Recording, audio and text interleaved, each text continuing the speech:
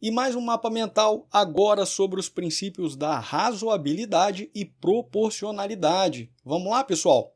Fala, turma! Aqui é o professor Mendonça, sou servidor judiciário e pelo site professormendonca.com.br compartilho com vocês de forma gratuita os melhores esquemas de estudo. E para não deixar de receber nossas aulas, inscreva-se no canal e ative o sininho de notificações. E vamos estudar agora os importantes princípios da razoabilidade e proporcionalidade, implícitos na Constituição Federal, mas expressos na Lei 9784 de 99, que regula o processo administrativo federal. Quando você pensar nestes princípios, deve pensar que são limites impostos à administração pública para se evitar exageros em sua atuação. Como sabemos, o gestor público deve agir segundo a lei e, frequentemente, a lei lhe confere uma margem de liberdade que chamamos de discricionariedade. A Lei 8.112/90, por exemplo, diz que um servidor, ao cometer uma falta funcional, deve sofrer uma penalidade de acordo com a gravidade dessa falta, podendo o gestor público aplicar a ele, discricionariamente, desde uma leve pena de advertência até uma pesada pena de demissão.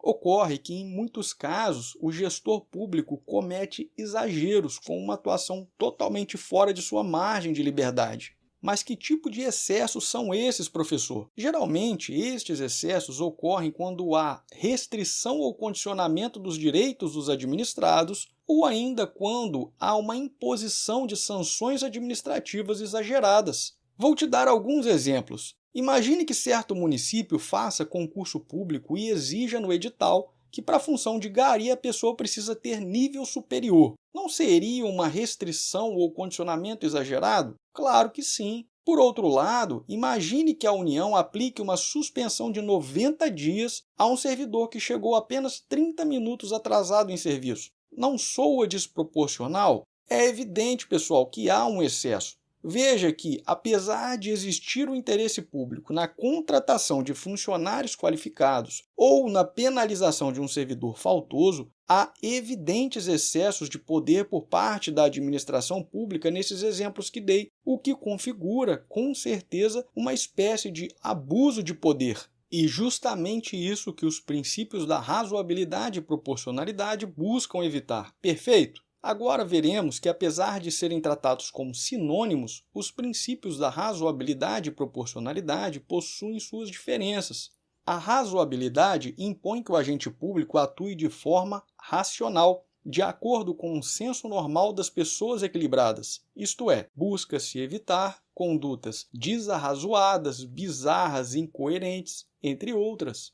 Aplica-se aqui o conceito do homem médio, que é aquele que possui bom senso, justiça e equidade em seus atos. Já a proporcionalidade impõe que o agente público atue por meios adequados para se atingir os fins desejados, ou seja, os atos do agente devem ter a extensão e intensidade estritamente necessárias para alcançar o interesse público.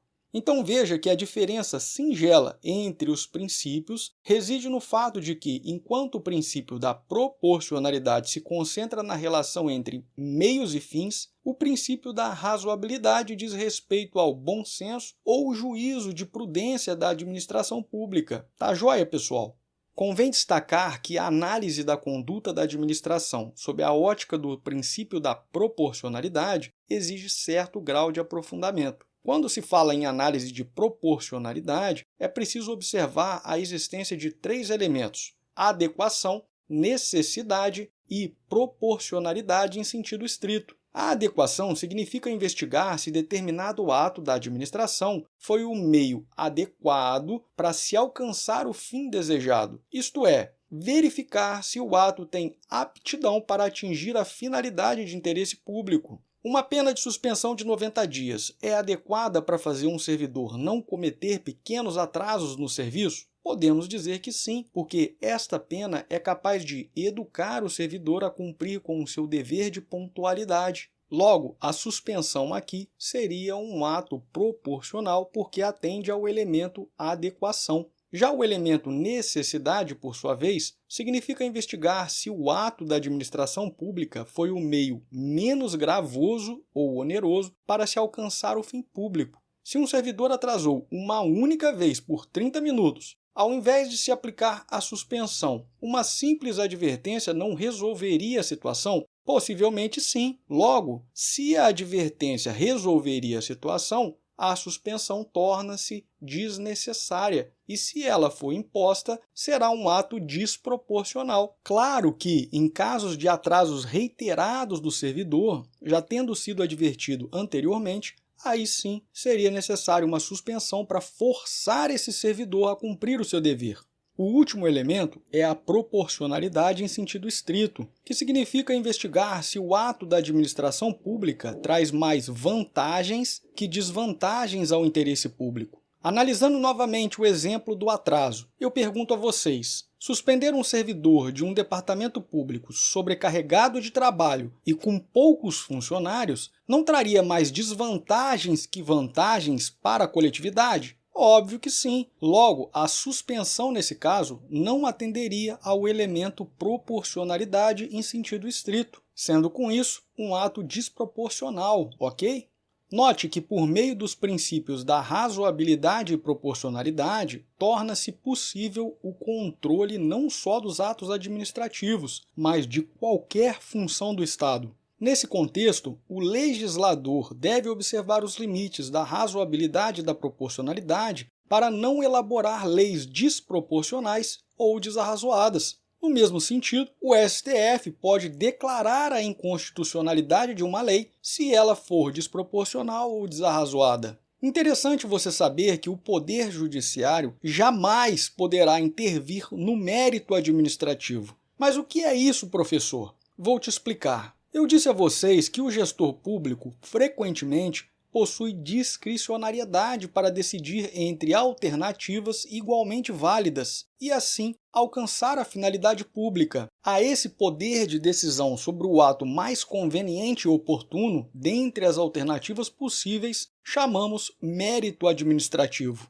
Quando eu digo que o juiz não pode invadir o mérito administrativo, digo que o juiz não fará um controle se o ato é conveniente e oportuno, pois isso feriria a separação dos poderes. Na verdade, o controle de razoabilidade e proporcionalidade feito pelo judiciário busca avaliar se os atos da administração são legais ou legítimos. Isto porque os atos desarrazoados e desproporcionais não estão dentro da margem de liberdade conferida pela lei ao agente, mas desbordam do mérito administrativo, sendo, portanto, atos ilegais e ilegítimos. Vale enfatizar aqui, pessoal, que o juiz, ao analisar um ato com fundamento na razoabilidade e proporcionalidade, não toma como base a conveniência e oportunidade do ato, mas sim a legalidade e legitimidade. Tudo bem até aqui, pessoal? Então vamos seguindo.